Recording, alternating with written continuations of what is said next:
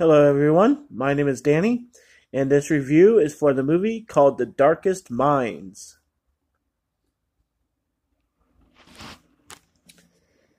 The Darkest Minds. Excuse me, I'm stuffed up today. From producers of Stranger Things comes an empowering tale of teens who mysteriously develop new abilities and are declared a threat by the government. Ruby, one of the most powerful young people anyone has encountered, joins a group of runaway teens seeking safe haven. Soon, this newfound family realizes that collective power is needed to take back control of their fate and save future generations. This is a 2018 film running 104 minutes. It is rated PG-13. And it stars Amanda Stenberg, Mandy Moore, and Gwendolyn Christie. The Darkest Minds.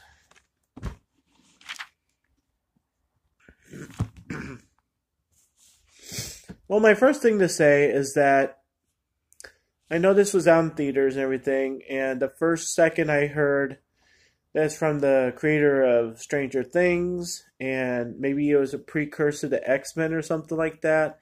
I was like, I'll pass, not in theater. I was like, I'll pass.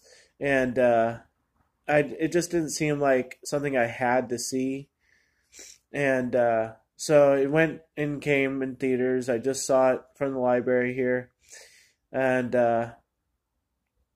I think I made a good decision about it. Now that I've seen it, I can say, that it was a good choice not to see it in theater. I can understand what some people have said about it, but I really thought this was going to be one of those movies where the trailer is the movie, and I just was not that excited about seeing it at first. So that's my initial assessment.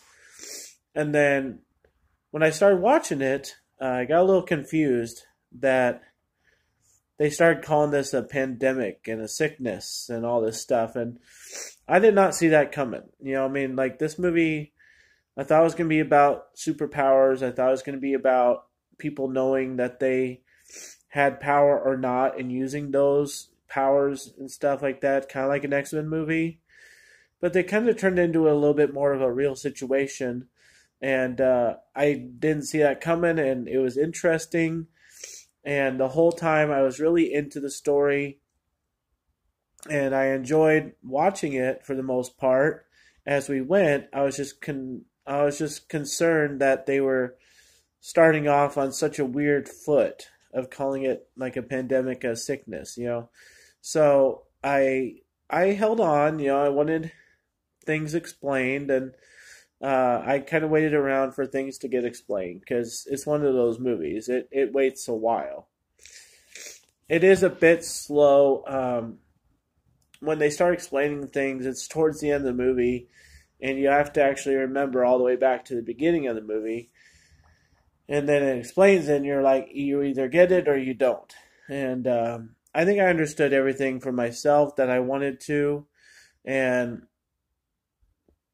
I really think that it did a good job of bringing the stuff back up, and I was starting to wonder about this, and this, and they all do get explained. So it's a little confusing how they explain them. They don't put it in common sense way of handling things. They have some people talk, and then, oh, we figured it out. Well, does the audience figure it out? I don't know.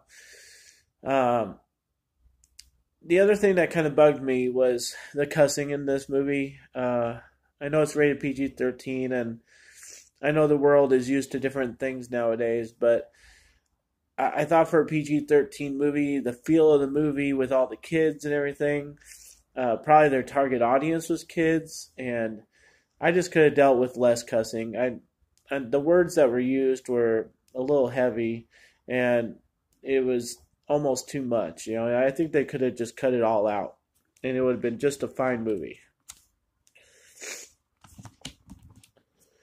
I heard a couple things going into this movie that maybe they had some slow moments where it's just music.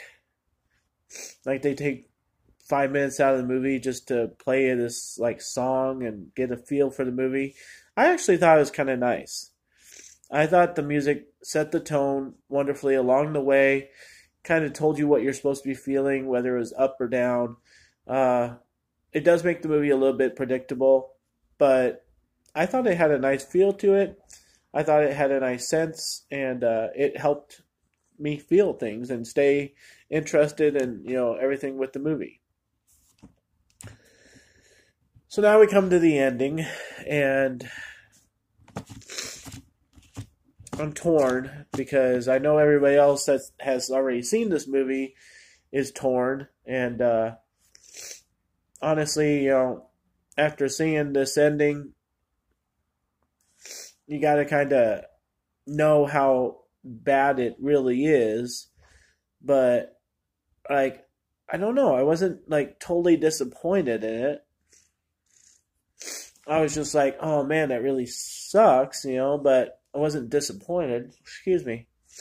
And I don't know. I don't want to give everything away because I know a lot of people haven't seen this movie yet. But the ending sucks. And you can look up for yourself why it sucks and everything. You can watch the movie first.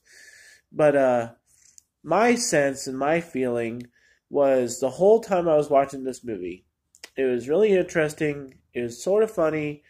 Had good feelings of friendship and connections and stuff. And I just enjoyed it the whole time. So I was ready to give this movie an A the whole time through.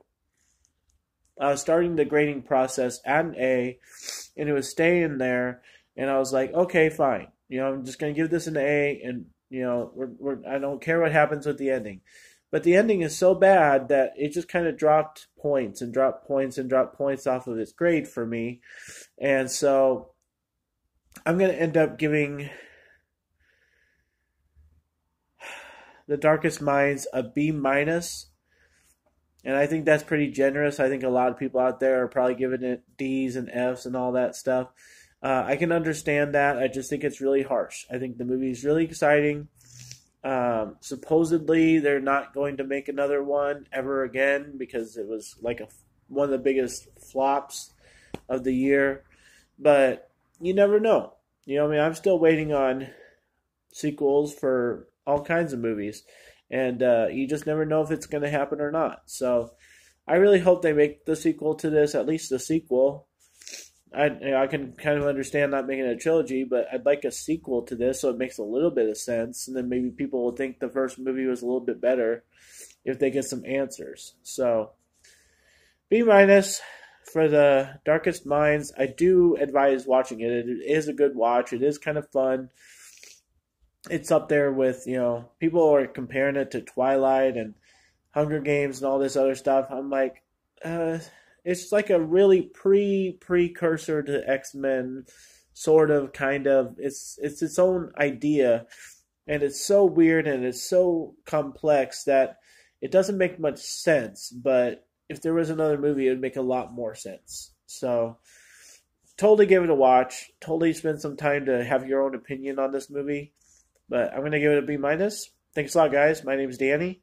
If you like this or any of my other videos, try and get something to watch. Like and subscribe to my channel if you would. I'm so sorry for my cold, but I really did want to get this review done. So, thanks a lot, guys. Enjoy movies.